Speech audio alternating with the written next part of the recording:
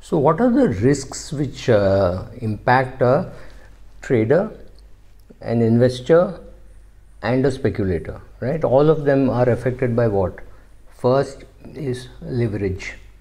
For example, if you were to buy even one contract of say Bharti Airtel, of Idea, it would mean 1,40,000 shares. 1,40,000 shares at 10 bucks is 14 lakhs.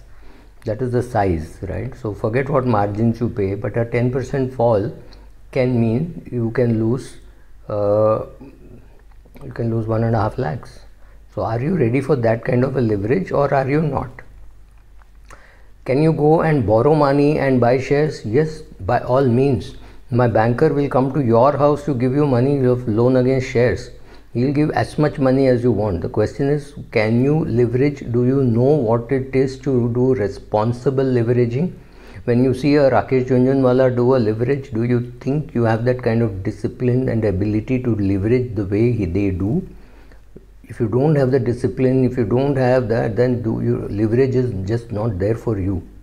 Second, concentration risk. Many investors who have ESOP have 80-90% of their their net worth in one company, which could be a bank or could be an IT company which has done very well. Now this is stupid. You need to sell regularly. Now this affects only more an investor, not so much a speculator or a trader. Third, how do you keep the RM off your back?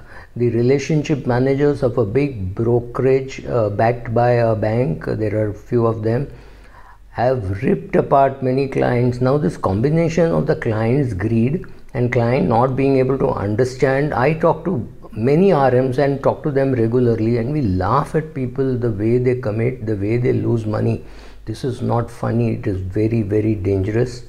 You could get ripped apart. Then illiquidity, not even realizing that the house in which they live will never be able to sell it at the price which they think they can.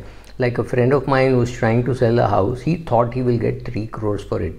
The best offer he has on hand is 2.3 crores. Now that is a whopping 70 lakhs less than what he thought he should get.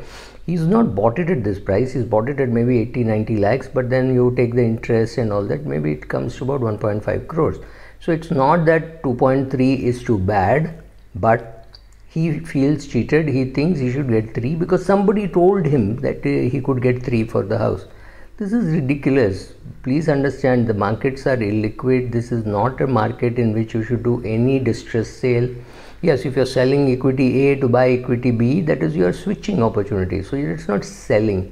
But if you're selling to raise money for whatever reason, for keeping money in the liquid account so that in case of an emergency you can withdraw, this is not a great time to be selling, right? So these are all the risks which I can think of. Maybe there are more risks. I will think about it and come back to you. Of course, I know there are more risks, but these are 3-4 which I thought was very important, paramount importance. Pay attention to them. It will be worthwhile. Just don't go and open a e-broking account because you have nothing else to do. You're sitting at home. There is a lockdown. It is hugely tempting to play the market because somebody tells you, "Arey, main bahut paisa kamaya." That's not enough reason for you to go and lose your money. Hard-earned money, take care of it. I don't even understand why we say hard-earned money. Money is money, right? So whatever it is, it's your money. You pay taxes on that. You have saved it. You have invested. Please be careful. Thank you.